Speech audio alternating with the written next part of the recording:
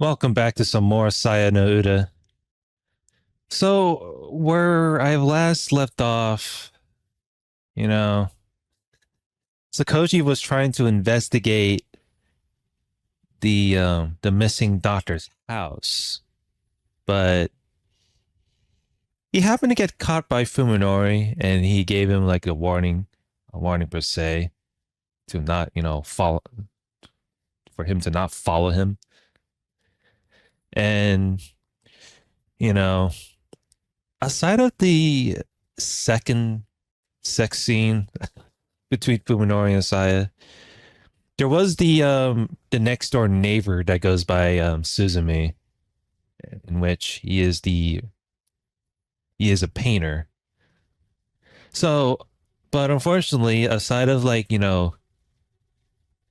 Suzumi's story, and whatnot,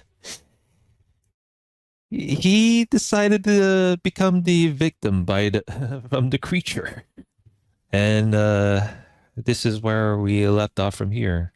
Uh, Man, last part was like over an hour in. That's what happened, huh? Oh, anyway, let's see how that goes. What happened to me? Yuzuki's awareness returns slowly, as though rising from a bog. He's cold. No, hot. Something itches, like tepid tongues and cold slugs crawling over his skin. What the hell's going on? Timidly, he opens his eyes.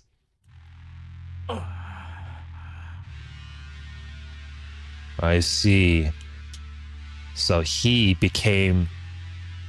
So now he suffers under the same condition as Fuminori now. It's everywhere.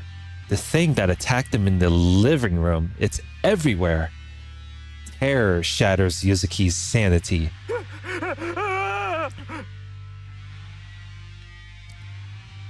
He throws off the thing lying atop him, but his wild failing sends him crashing to the floor.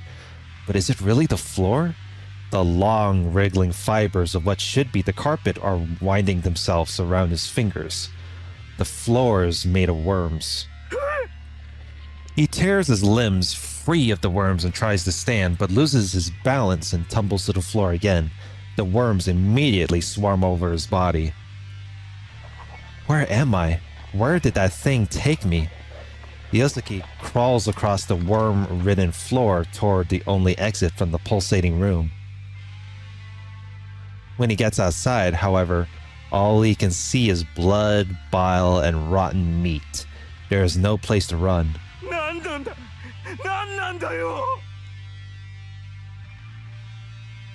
Most terrifying of all, this hellish place has the same layout as Yosuke's house. In a half-mad daze, he wanders through the nightmarish mockery of his home. In the small room where his studio should be, he finds an easel made of bones displaying a blood-soaked canvas. Like some cruel joke, everything is exactly where it would be in Yosuke's studio.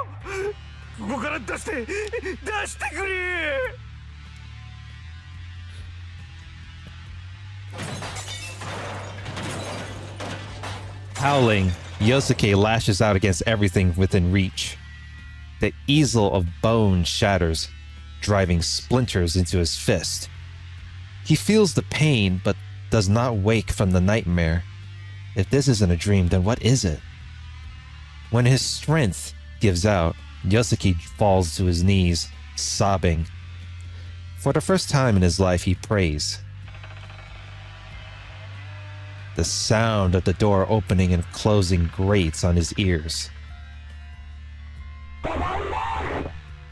Downstairs, the front door? Is someone else here? We're home. Yosuke trembles at the blood-curdling sound. It's that thing again. The monster has returned.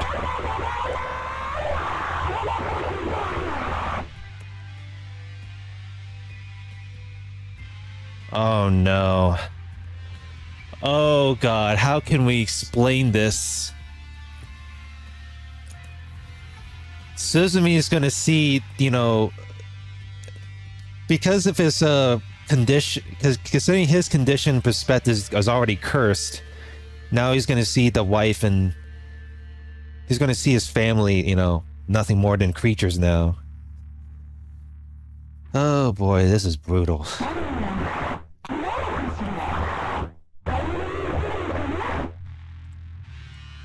If only Fuminori can actually explain this to you, but I guess not. It's like you're on your own now.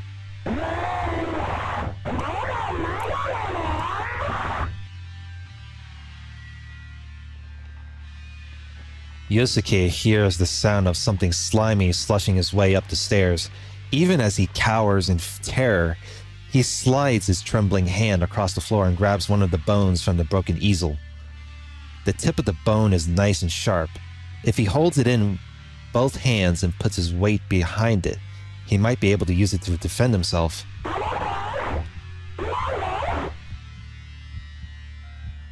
The monster's growls are getting closer. Holding his breath, Yosuke presses his back against the wall next to the door. The pounding of his heart is like thunder in his ears, so loud that he fears the creature might hear it. He knows it will eat him if it finds him again, but it's all he can do to keep it from crying. At last, the door creaks open.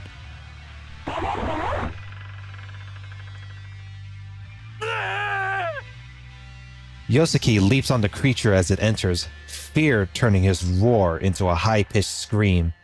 The flesh beast is covered in sludge and vile juices, but before horror can paralyze him, Yosuke brings his bone stake stabbing down.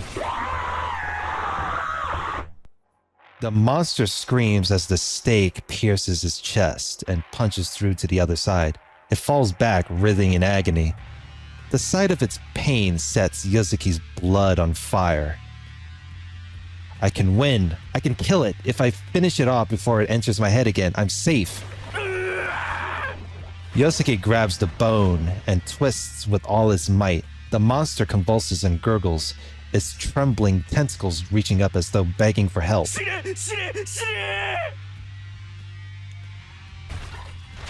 Yosuke knocks it to the floor, then brings his heel crashing down on his flopping body again and again. With each stomp, its groans and spasms grow weaker.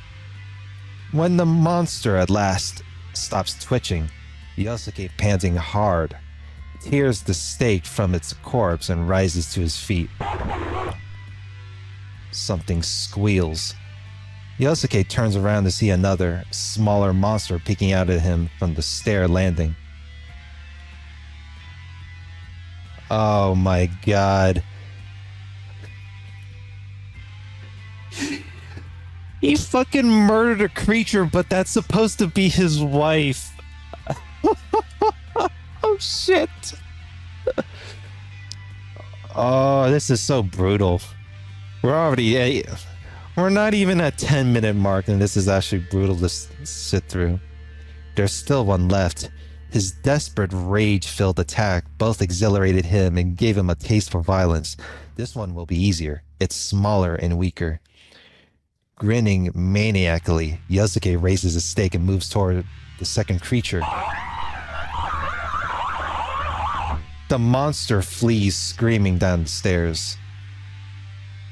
Not about to let his prey escape, Yosuke roars and gives chase. The thought that killing the monsters might end his nightmare feeds his savage bloodlust.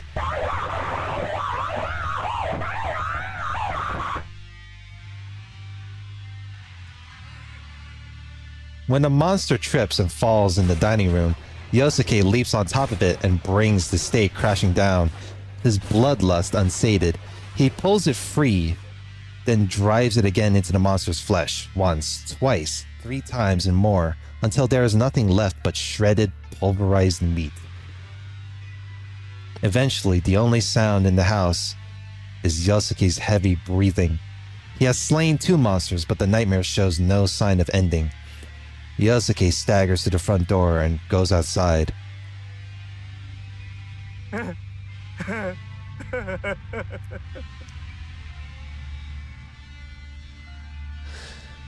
The sky, the city, everything has gone mad. Twisted shapes, nauseating colors, stinking air.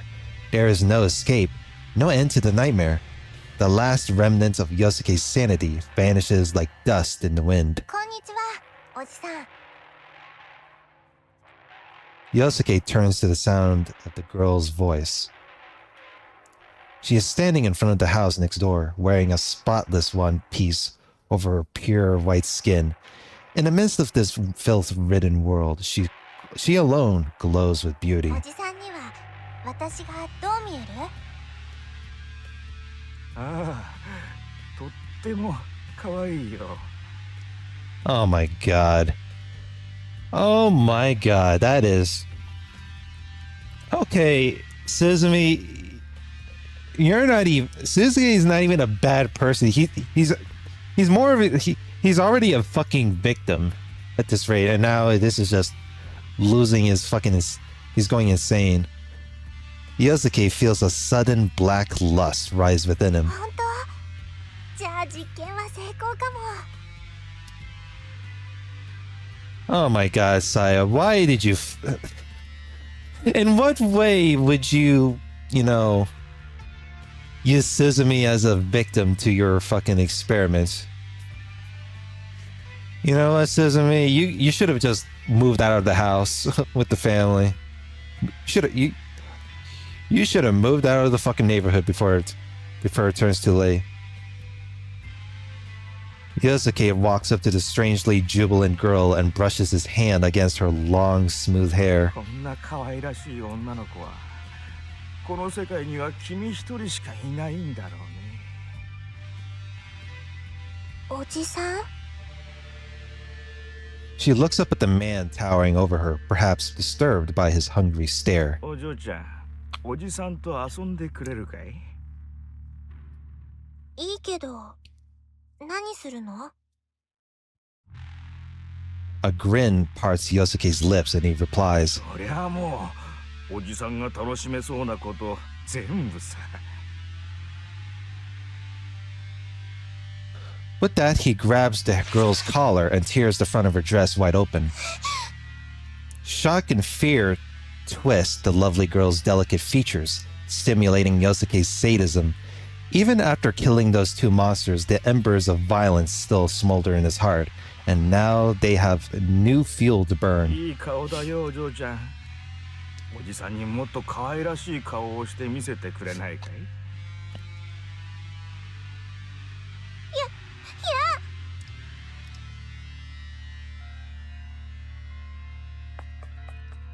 The terrified girl flees into the Sakisaka house. Yosuke runs after her, feeling the joy of the hunt. Okay. At this point, Saya, you're the one who caused the problem in the first place. God damn it. See, why does the story like this have to turn out like that? At this point, like, you're the one who fucking caused, Suzume to act out like this.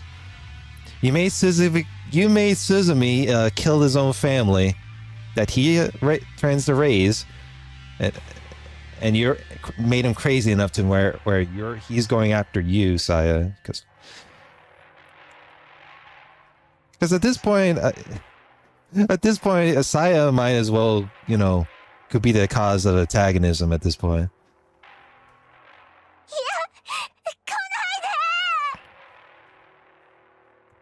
Even in desperation, she has no hope of outrunning his longer stride. Yosuke charges down the hallway and catches up to her in the kitchen. He grabs her from behind and wrestles her to the floor before she can resist. 話して、そんな、どうしてなの？ だから言っただろう。お嬢ちゃんが可愛らしすぎるからだって。 Enjoying the sensation of her thin arms struggling futilely against his grip, Yosuke uses his weight to hold her down while ripping off her remaining scraps of clothing. Yeah, at this point, like, you made him into a freaking pedo. Yosuke stares at the smooth, perfect body of the girl flopping beneath him, entranced by her cherry-like nipples, soft yet tight belly and narrow waist. The thought of violating such an immaculate creature amid the horrors of this twisted world is irresistibly erotic. Yosuke runs his tongue over her stomach and chest as though preparing to eat her whole.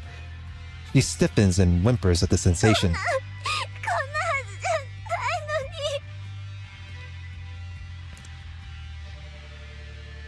Was he really a germaphobe, or does he really have skeletons in his fucking closet? Her tear-choked voice satisfied Yosuke's lust for conquest. This nightmare has violated him, but now he is able to visit the same torment on this innocent girl. Where he has the victim, he is now the victimizer. The release he feels is intoxicating. I mean, if he's a painter, does he tend to paint like fucked up things and hide it in his closet?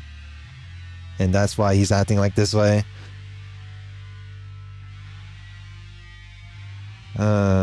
That's very questionable. This is really skeptical right here. His manhood is ready and waiting, so he frees it from his pants as he playfully prods the girl's tightly shut slit with it. She finally starts crying in earnest. やだよ。怖い。怖いよ。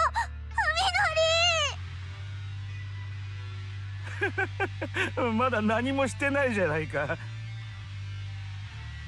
Putting his mouth close to the sobbing girl's ear, Yosuke whispers, 今からそんなに怖がるようじゃ。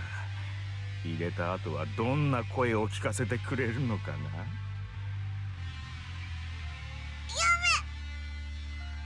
Staring into her wide-open eyes, Yosuke drives himself deep into her body. Oh boy, and now it gets worse from here.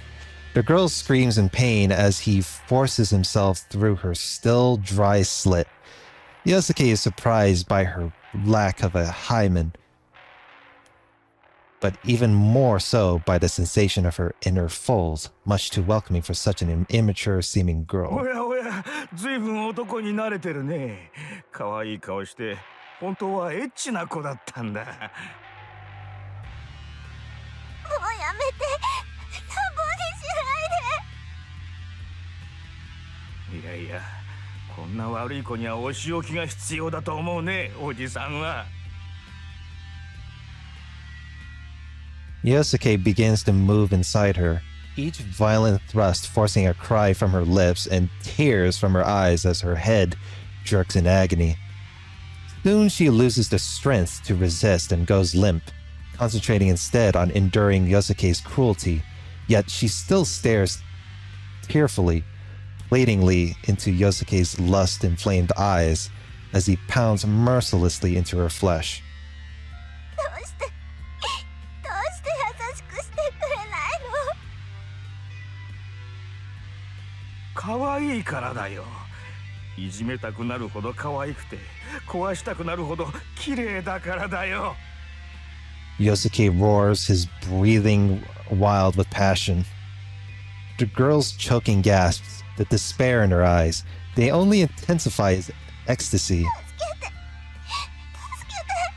海のり。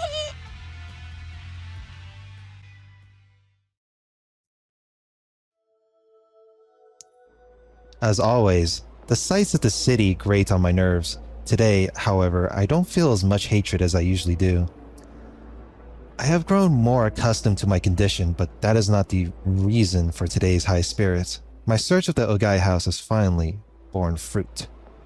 When I pulled all the drawers out of the desk in the study, I found an envelope stuck between the desk and the wall. It must have fallen off the back of the writing tray.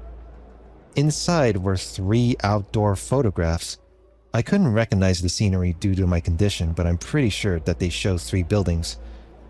Scrawled on the back of each photo was an address: Nagano Prefecture, M Village; Tochigi Prefecture, S Town; Shizuoka Prefecture, H Town.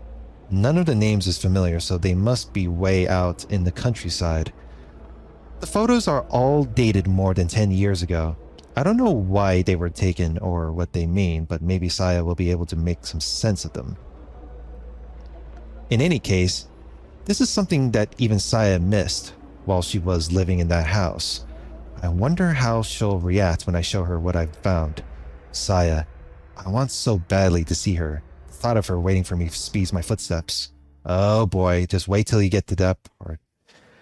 When I step through the gate, I see that the front door is wide open again. This is the second time this has happened. Upon entering the house this time, however, the sound of Saya crying chills my blood. And it's not just her. I also hear a low, wet grunting. There's no time to take off my shoes. I race down the hallway, propelled by a terrifying premonition. A monster is in my house, and it's raping Saya. The filth oozing from its body spreads across her skin as it drives itself with animal ferocity between her weakly trembling thighs. The monster forces its grotesque penis deeper and deeper into her, each brutal thrust warping her vagina in clearly painful ways. Each time the beast moves, Saya's sobs become cries of agony. She looks at me with tear-filled eyes and calls my name in a weak, breathless voice. Well, Fuminori, he's going to get furious. Rage erupts inside me like black lava. The monster stops gorging itself on Saya's body and turns its head to look at me. Surprised by my own composure, I slip past it and grab the meat cleaver sitting next to the sink. Without a moment's hesitation, I slash at the monster's face. It screams and staggers away from Saya. My attack must have blinded it, because it flails its tentacles wildly as he tries to drive me away. My bloodlust is still unsated. I calmly seize one of the appendages and plunge my weapon twice more into its quivering flesh. The blade enters its body with fascinating ease. Each strike sprays my face with its blood. As I carve the monster to pieces and savor its hideous screams, my mind is finally consumed by rage. No mercy. All see this monster suffer for what it's done to Saya. I give myself to the fury, howling at the top of my lungs as I slash and slash and slash and slash. Even after the flesh beast stops moving, I keep slashing until I realize that it can no longer feel pain. Cursing myself for killing it so quickly, I stab the cleaver into the floor, snapping it in half. When my thoughts finally begin to regain some cohesion, I find myself still digging the broken knife into the floor. The monster is gone, but pieces of it are scattered everywhere. I stop cutting into the tile, and in the sudden silence, I hear Saya's faint sobs coming from a corner of the kitchen. Saya. I pull the cowering Saya into my arms. She stiffens in fear at first, but as soon as she realizes that it's me, she clings to my body and cries.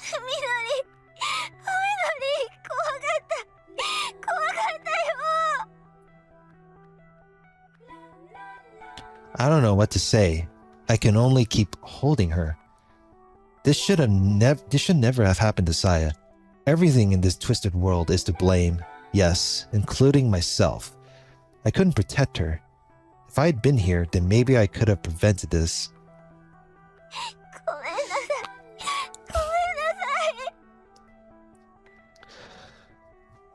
Let me guess. I'm assuming she was trying to possess the victims of the humans per se, but I'm going to assume that when she tries to possess Suzumi, she would think that it's going to have the same condition as Fuminori, but instead it causes the madness enhancement within him. that is different to Fuminori. She says again, I'm sorry, she says again and again in a voice choked with tears. Not wanting to hear that from her, I pull her head into my chest. Well, she was the one who caused the experiment in the first place. But the thing is, Fuminori doesn't know that, so... I try to reassure her, but she shakes her head vigorously in denial.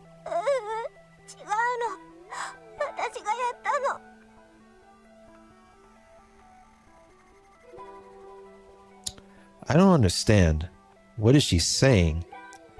君がやったって何を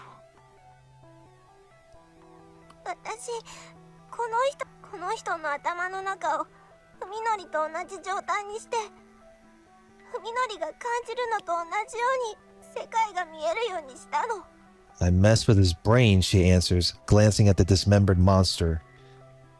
With her swollen eyes, I made the inside of his head the same as yours. I made him see the world like you do. It takes me some time to understand the meaning of Saya's words. それは一体どうやって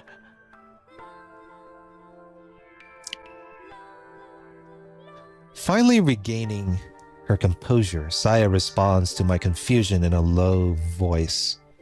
私にはそういうことができるの。他の生き物の体を組み替えたり、調整したり。Well, you did happen to kill Omi off, but you didn't, change her body. 私に生まれつき備わってる能力なの。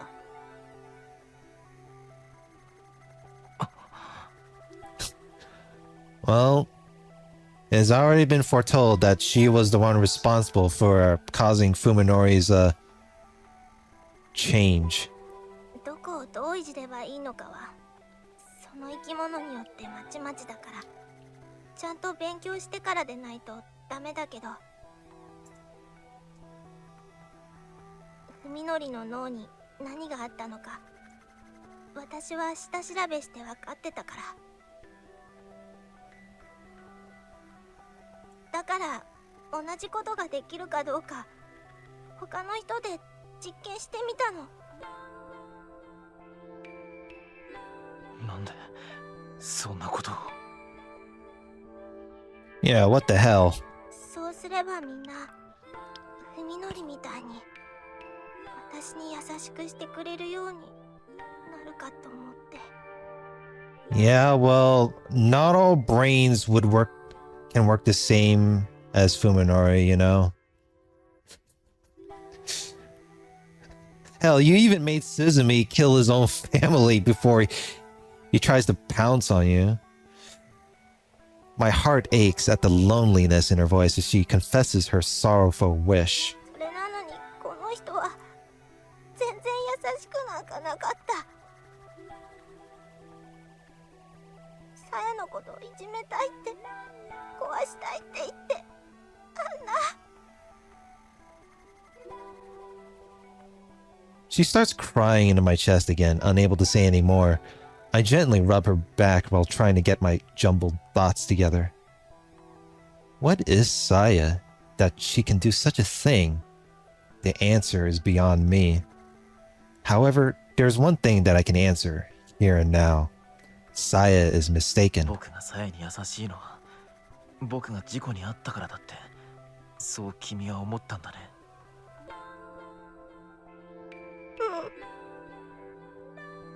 She nods sadly.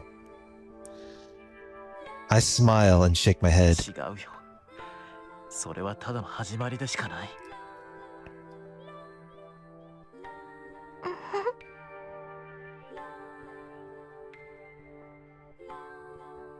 そんな簡単なことじゃないんだよ。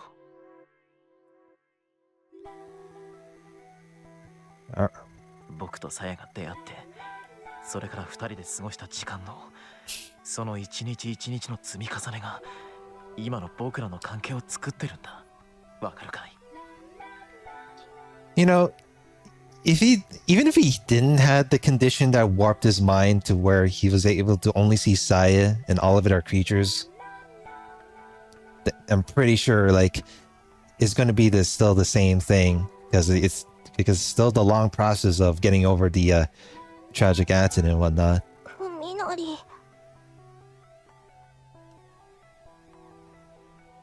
あの日から今日までさやと一緒にいた僕だからさやに優しくして大切にしてあげたいってそう思う僕になった。そう思われるさやになったんだ。これって大変なことだろう。 Saya is still crying, but now her tears feel warm against my chest. わかってる。さっきやっとわかっ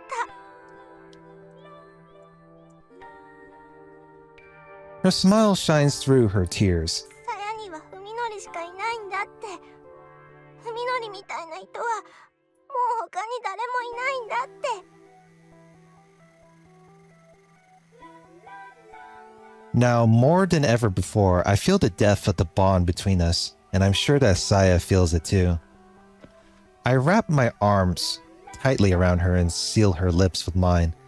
Saya responds, winding her arms around my neck as our tongues desperately seek each other's warmth. At this moment, Saya is my whole world, and I am hers. The earth turns for us alone. Of course, I still haven't told her something very important. I don't know why I've never said it before. Perhaps because it was always so obvious. However, I should put it into words at least once. This oath of mine. さや、僕は君のことが。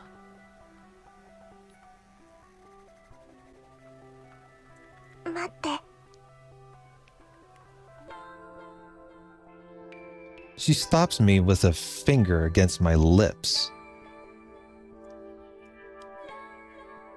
その前に文則、一つだけ確かめさせて。あなたの望みを。僕の望み。 Saya nods, staring into my eyes with unusual solemnity, however you can pronounce it. さっきも言ったけど、私には私にしかできない方法で生き物の体に干渉できる。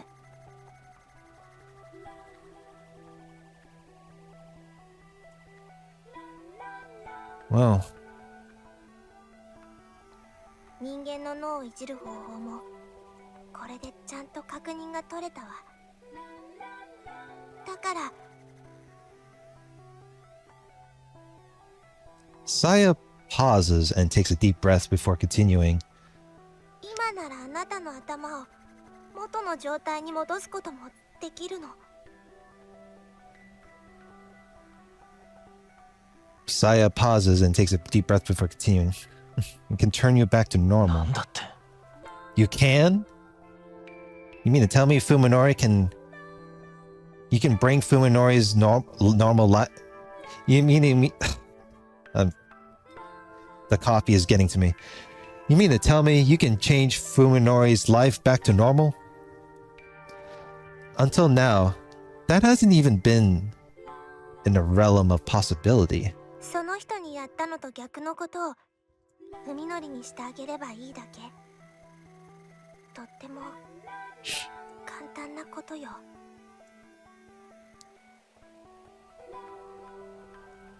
I replay Saya's words in my head to be sure of their meaning. だから文則、教えて。あなたが昔の暮らしに戻りたいかどうか、あの事故で失ったものを取り戻したいのかどうか。 Well, and there lies the decision for Fuminori to whether he wants to return his old life back to normal or, stay in this, grotesque, reality.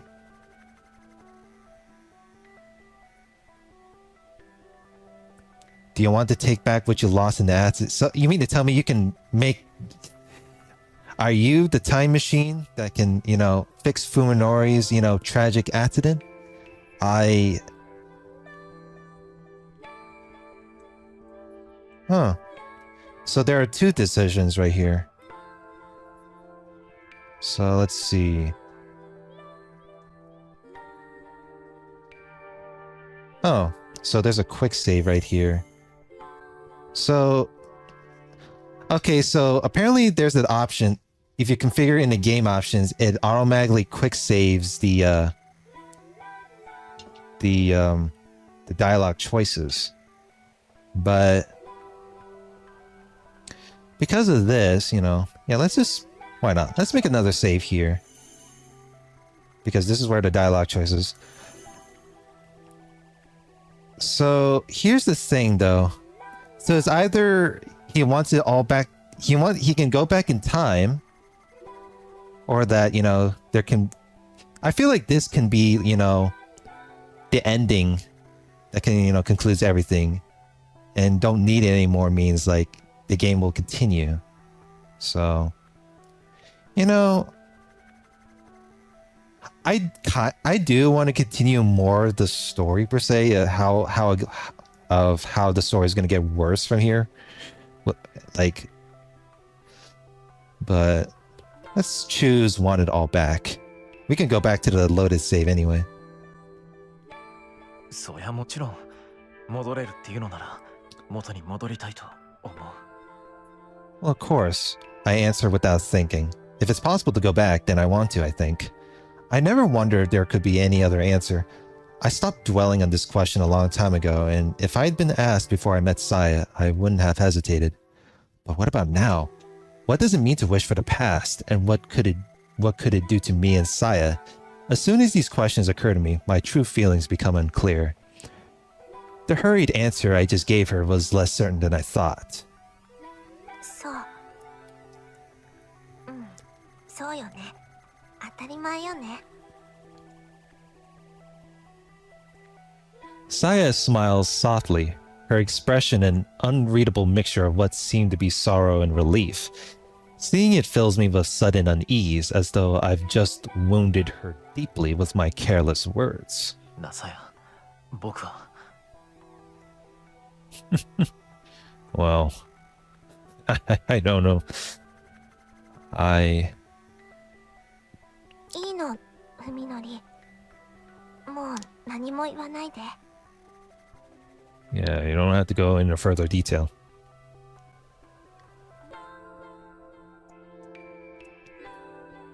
Saya silences me with another kiss and thrusts her tongue into my mouth with even greater passion than before.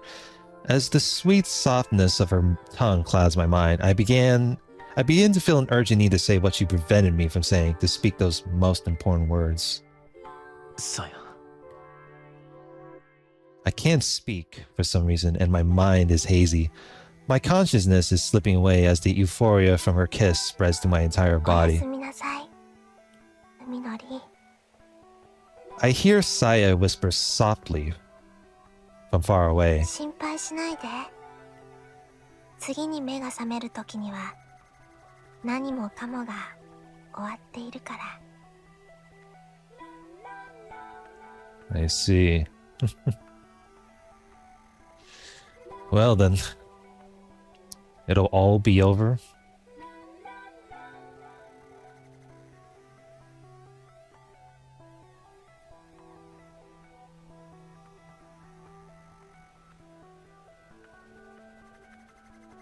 Oh, and the screen just decides to freeze like that. Hello?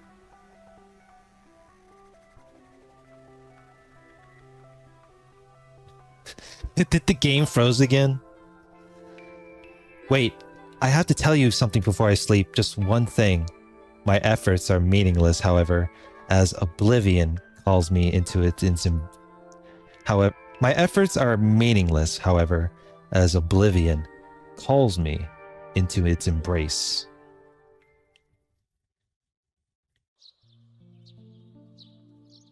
When I awoke, the first thing that greeted me was a terrible stink. Mr. Suzumi's body was covered in flies, and I could smell the rotten stench that you would expect from a corpse. The night had ended, but Saya was nowhere to be seen in the morning light. Aside from the blood-covered floor, the kitchen looked the same as it had before the accident. In the den, however, the colors that had been so soothing the day before now served as a stark reminder of what a distant world I'd been living in. Despite knowing that it would be futile, I wandered the house searching for Saya. For almost an hour, I tried in vain to deny reality. Then I called the police. When the operator answered, I couldn't stop myself from crying. It had been such a long time since I'd heard a human voice other than Saya's. So this is, and then outside there's a jungle and shit. As became clear later, Mr. Suzumi had murdered his family before I killed him. Unable to give the police a satisfactory explanation, I was arrested for all 3 murders. And when they found the remains of Takahata Omi in my house, a 4th was added to the charges. During my interrogation, I told them everything exactly as it had happened in every detail. The detectives didn't believe me, of course, but the doctor who came later did. He had me moved from the jail to a much cleaner white room. Well, considering that, Fuminori doesn't have the evidence of Suzumi murdering his family, I guess, it pinned all the charges to him. And the thing is, like, Omi got murdered by the creature, so, well, unfortunately, ain't that something? That's right. This room looks just as white to me as it does to everyone else. In the end, they declared me incapable of answering for my actions. Everything that had happened to me was real, but part of a reality incompatible with the rest of the world. So the doctors gave me a space all to myself. A space where I could live in my own world. I am sad that I wasn't believed, but I know that it couldn't be helped. In this world, reality is what the majority says it is, and I had the misfortune to step outside of that box. The walls of my room are undeniably white. That, at least, I can be thankful for as I live out the rest of my life here. Okay, so Fuminori is to get placed in prison, but because the doctors saved him from, going to prison by, by him being placed in the psychiatric ward. So it's like, I don't think technically it's still a bit of a lose-lose situation with this ending right here. So, well done. Everyone said that there was never any girl named Saya. Well, so be it. Saya probably was never part of their world. But why shouldn't I be able to hear Saya's voice here in my room? This is my world after all. A continuation of the very real time that we spent together. How long did I wait, with such thoughts floating through my mind? One night I awoke to the sound of something crawling down the hallway. The sound would not normally have woken me, but I must have had a premonition that night, sleeping lighter than usual. I had waited for her arrivals, and so I knew instantly that it was her. サヤなんだね。Let me guess. Is it going to be Saya being the creature this time, on his perspective being back to normal? Or is it still going to be Saya? Well, I guess this is what he wished. This is what he wished for. She did not answer, but I could feel her outside my door, struggling with some internal conflict. どうして声を聞かせてくれないんだ?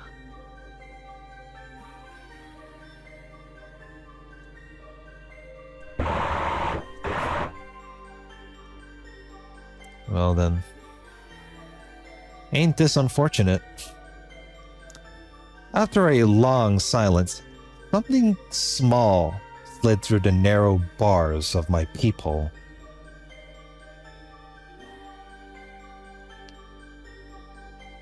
It was a cell phone, the screen already showing a notepad with freshly entered text. My voice will sound strange to you. I couldn't suppress a chuckle at Saya's uncharacteristic display of shyness. そんなこと僕は全然気にならないよ。君の声が聞きたい。姿が見たい。 I don't care about that at all, I said, sending the phone back through the bars. I just want to hear you, see you. After a short pause, the phone returned to my side. Please, let me stay the Saya you remember. そうか。 I started to suspect that it might be so.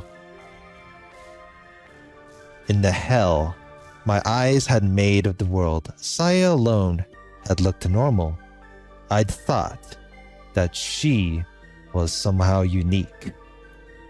In truth, however, she had probably been a different kind of unique that I had imagined. It wasn't that my senses hadn't distorted her appearance, but that she had been so unusual as to seem normal to my twisted mind. Okay, so he wanted his normal. So the dialogue choice is back to normal, but apparently it was not the time machine thing that he can fix the tragic accident per se. It just still resumes, where it last left off. So I can say the ending pretty soon is going to be, a lose-lose situation at hand. Now, however, I could see her as she really was. Saya's true form was something other than what I had known. Now, however, I could see her as she really was. But Saya didn't want that, and it was not for me to question the workings of her heart. I just had to accept that girl's need to keep some things private. あの日君に言おうとしてたこと保留になってたの。 I see. So in order to not cause any sort of disturbance, she has to use like a cell phone in order to communicate with him, so he doesn't cause they don't cause any sort of trouble. I slid the phone back to her. I was hoping you'd forgotten. I smiled wryly, really, at the text on the screen, wondering if she really thought me so heartless. 忘れたりするもんか。 No one was listening, but still, it would have been embarrassing to speak the rest aloud, so this time I typed it into the phone. G-H-I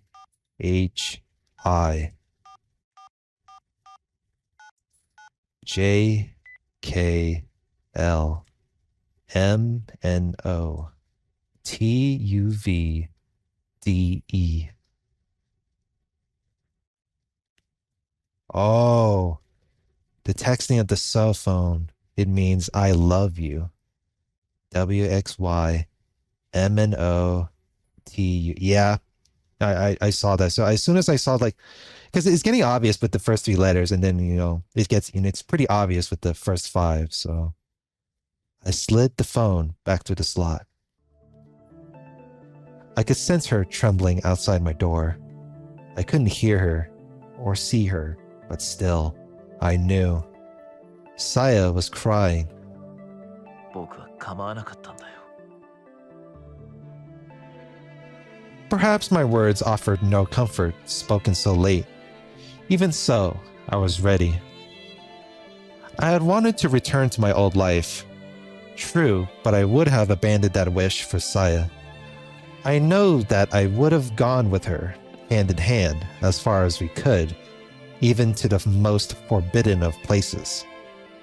Saya, too, must have known that I was prepared, and because she knew, she stopped me from saying those words. If I had spoken that oath, there would have been no going back. I'm sorry, I was a coward. Seeing the words on the screen, I shook my head. 君だけが悪いんじゃない。あの時僕に迷いがなければ、君だって勇気を出せた。そうだろう。I was afraid of you, of how you were changing because of me. 仕方ないさ。Saya couldn't bring herself to take everything from me, and I couldn't bring myself to give up everything for her. We were too weak to find happiness. さやはこれからどうするんだい。 I'll keep searching for my dad. He'll know how to send me back to where I am from, or to where I came from. そうか。帰りたいんだね、さやは。Well, a short time passed with no words or messages exchanged.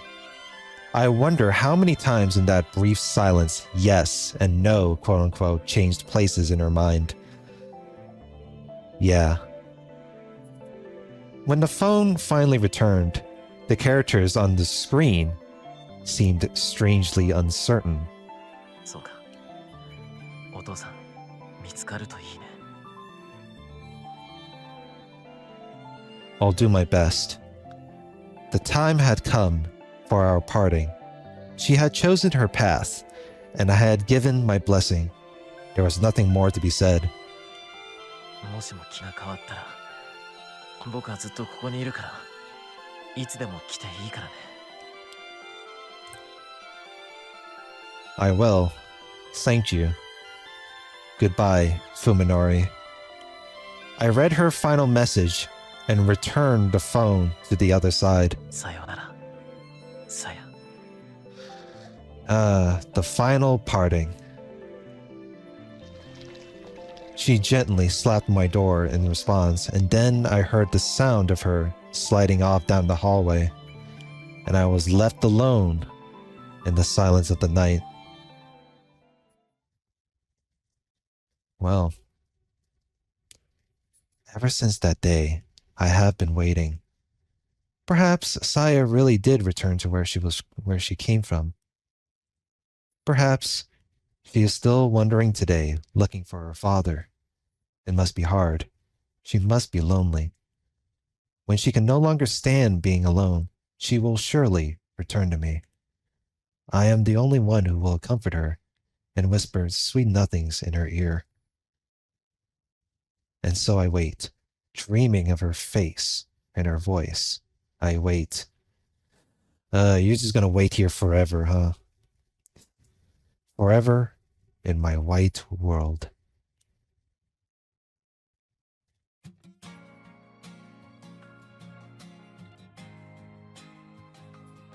Well,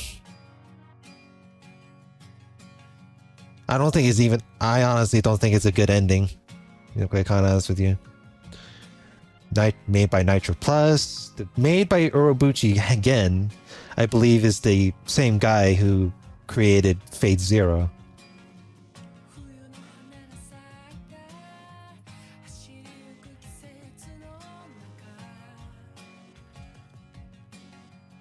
Yeah, Windows 10, the version. So they're the ones who made it so the visual novel is optimal for Windows 10 and, up-to-date versions. And there's the original staff.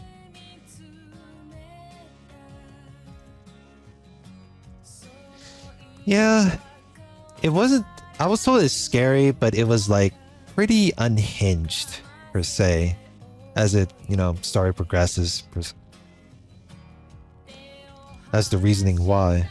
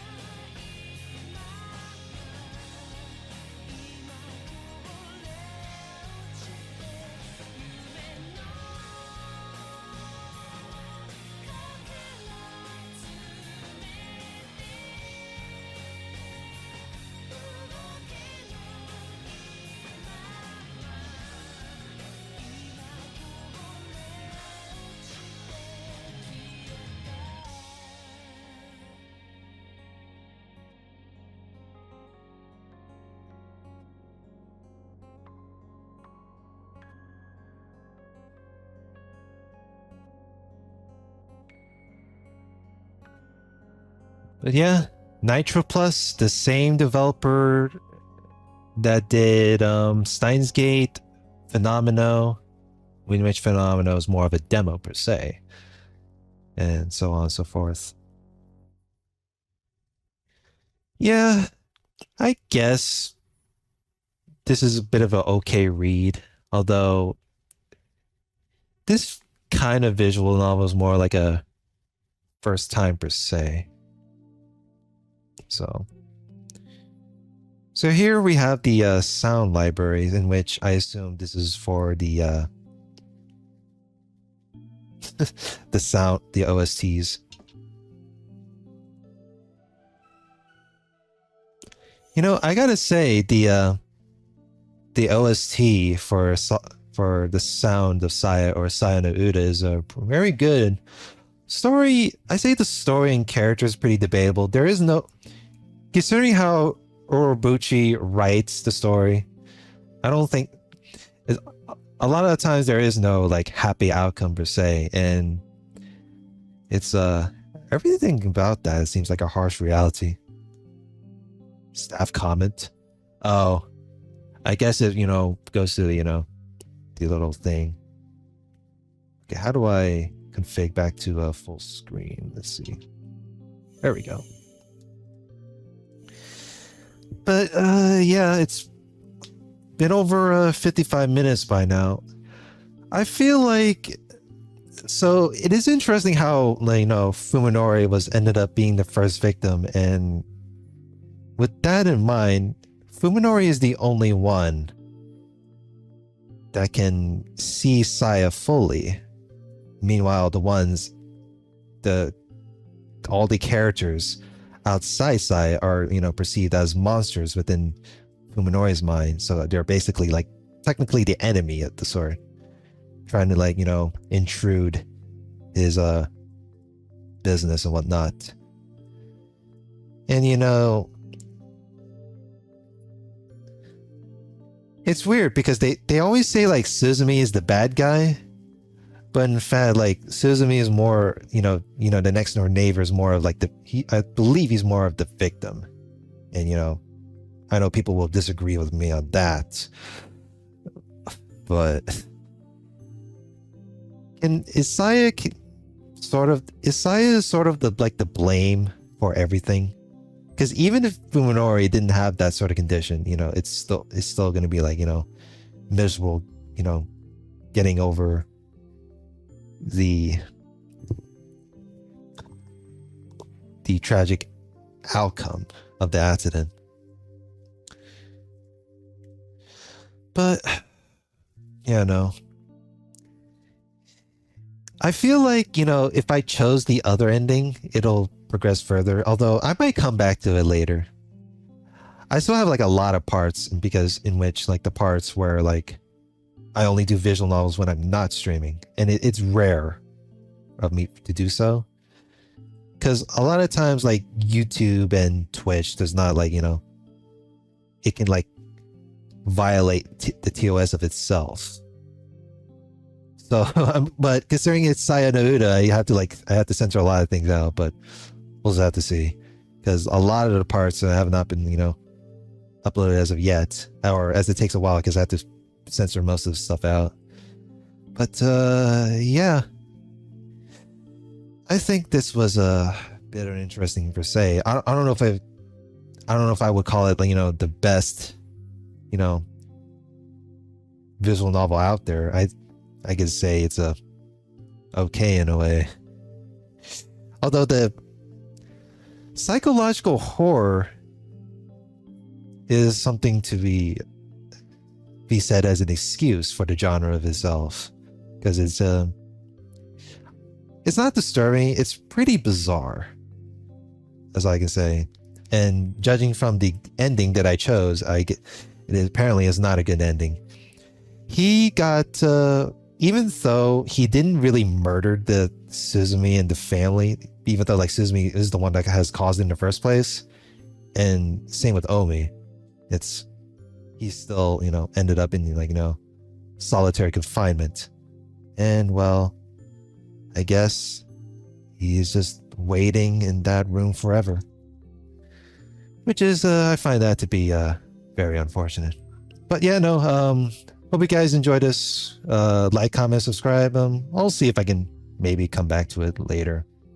So yeah, have a good one.